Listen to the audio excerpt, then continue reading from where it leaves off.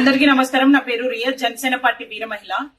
దగ్గర TV9 interview రోజా గారు ఇచ్చారు. అది గంటకు పైనే ఉంది ఆ ఇంటర్వ్యూ.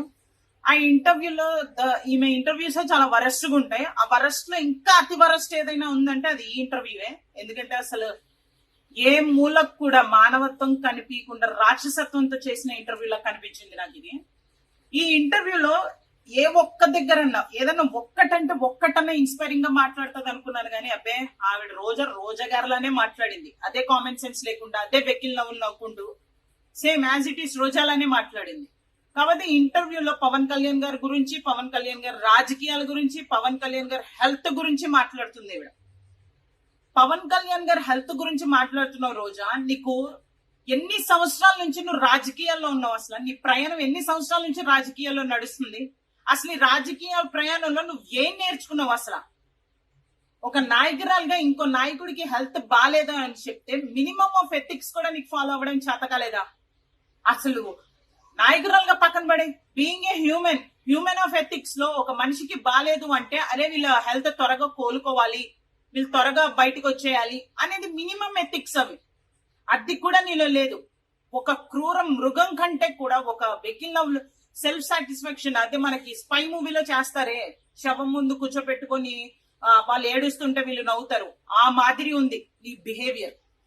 నేను పవన్ కళ్యాణ్ గారు రాజకీయాల విషయాలకు వస్తున్నావు, పవన్ కళ్యాణ్ గారు హెల్త్ విషయాలకు వస్తున్నావు, వీటి గురించి మాట్లాడే ముందు నీకోసం నేను ఒక మాట చెప్పి మాట్లాడదాం అనుకుంటున్నాను రోజా. నీకు ఆల్రెడీ గతంలో నేను చేసిన వీడియోలో కూడా చెప్పాను, మీ ఇంట్లో వాళ్ళు నీకు నీ పేరులో ఉన్న రెండో అక్షరం చాలా కరెక్ట్ గా పెట్టారు, కానీ మొదటి అక్షరమే రాష్ట్ర ప్రజలు ఎవరు కూడా మార్చకుండా చూసుకో అని చెప్పి. కానీ నీ బిహేవియర్ అదే మాదిరి ఉంటుంది. కానీ నా నాయకుడు నేర్పించిన సంస్కారం నిన్ను ఇంకా రోజా గారు అని పిలిచేలాగే చేస్తుంది. అర్థమవుతుంది? పవన్ కళ్యాణ్ గారు హెల్త్ గురించి ఏమంటున్నావు? పవన్ కళ్యాణ్ గారు మూల పడిపోయారా? అసలు మూల పడిపోవడం అంటే ఏంటో తెలుసా నీకు? దాని అర్థం తెలుసా మూల పడిపోవడం అంటే? నీకు పవన్ కళ్యాణ్ గారు లాంగ్వేజ్ లోనే చెప్తాను చూడు. పవన్ కళ్యాణ్ గారు ఒక సభలో చాలా క్లియర్ కట్ గా ఓపెన్ గా ఛాలెంజ్ చేసి చెప్పారు, జగన్ గుర్తు పెట్టుకో, నిన్ను అధాపాతాలలోకి తొక్కేయకపోతే నా పార్టీ జనసేనే కాదు, నా పేరు పవన్ కళ్యాణే కాదు అని చెప్పి. ఆయన చెప్పినట్టే 151 సీట్ నుంచి 11 సీట్లకి తీసుకొచ్చారు. అది మూలన పడిపోవడం అంటే. అది మూలన మారు మూలన అనేది నీ ఇంగిత జ్ఞానానికే వదిలేస్తున్నా. రెండోది, మీరు పవర్ లో ఉన్నప్పుడు ఎవరైతే రాష్ట్ర ప్రజలు ఓట్లేసి మీకు పవర్ ఇస్తే ప్రజల కోసం పనిచేయకుండా తాడపల్లిలో ఒక మూలన కూర్చున్నాడే నీ నాయకుడు, అది మూలన పడడం అంటే. ఆయన తోకగా నువ్వు ఉన్నవే, నిన్ను మూల పడేశారు చూడు, అది మూలన పడడం అంటే. అర్థమవుతుందా?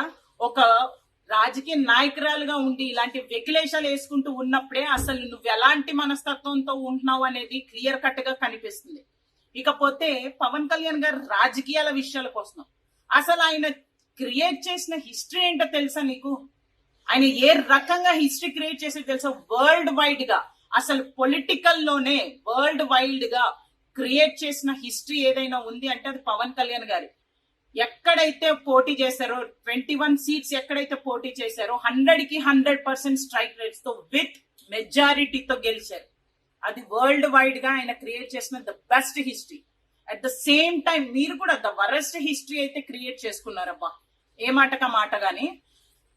అస్సలు వరల్డ్ లోనే ప్రస్తుతం మన భారతదేశంలో మన రాష్ట్రంలో ప్రతిపక్ష హోదా లేకుండా పార్టీ ఏదైనా ఉంది అంటే అది వైఎస్ఆర్సీపీ పార్టీ.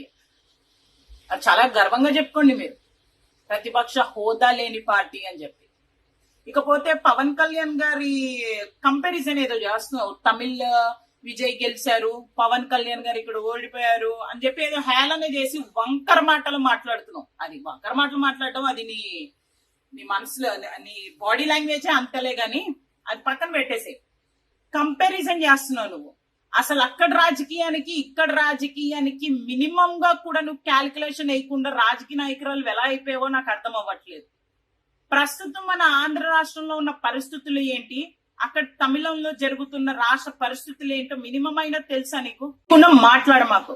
అండ్ ఇంకోటి, నీ నాయకుడు మాదిరి గాలివాటం వేసుకుని హెలికాప్టర్ లో తిరిగే అంత పరిస్థితిలో మా నాయకుడు లేడు. అడవి బాట పట్టాడు, గిరిజన తండాల వైపు రాష్ట్ర రాజకీయాల్ని నడిపించారు. అది పవన్ కళ్యాణ్ గారి రాజకీయం, ఆయన నాయకత్వం. ఆయన గురించి నువ్వా మాట్లాడుతున్నావు? నువ్వు పోతే ఆయన తీసుకునే శాఖ పంచాయతీ రాజ్, అసలు ఆ శాఖని మీరు ఎక్కడో అసలు ఆ శాఖ ఉందని కూడా ప్రజలు మర్చిపోయేలాగా చేశారు మీ ప్రభుత్వం ఉన్నప్పుడు.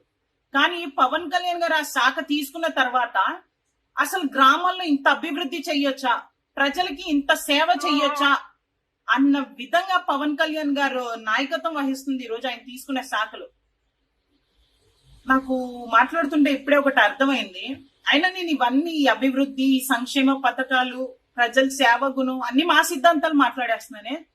సారీ రోజా, నేను మీకు ఇలాంటివి ఏం కనిపించవు. మీకు ఎంతసేపు హత్యలు, గొడ్డలు పట్టుకోవడాలు, బాత్రూమ్లు, డోర్ డెలివరీలు చేయడాలు, డాక్టర్ని చంపేయడాలు, మీ పార్టీ సిద్ధాంతాలు ఇవే అనుకుంటా కదా. I'm sorry. మీ పార్టీ సిద్ధాంతాల గురించి నేను టైం వచ్చినప్పుడు ఖచ్చితంగా మాట్లాడతాను, గుర్తుపెట్టుకో సరేనా. లాస్ట్ అండ్ ఫైనల్, నీ ఆరోగ్యం జాగ్రత్త, నువ్వు బాగుండాలి సరేనా. ఉంటా మరి. సారీ, ఇందాక ఇంటర్వ్యూలో ఏదో అంటున్నావు, నగరి అంటే రోజా, రోజా అంటే నగరి అని. కుక్కలకేసే పెడిగ్రీ ఏం కాదు. ముందు రాజకీయంగా హ్యూమన్ ఎథిక్స్ ఎలా ఫాలో అవ్వాలో నేర్చుకొని ముందుకు రా. జై జనసేన, జై హింద్.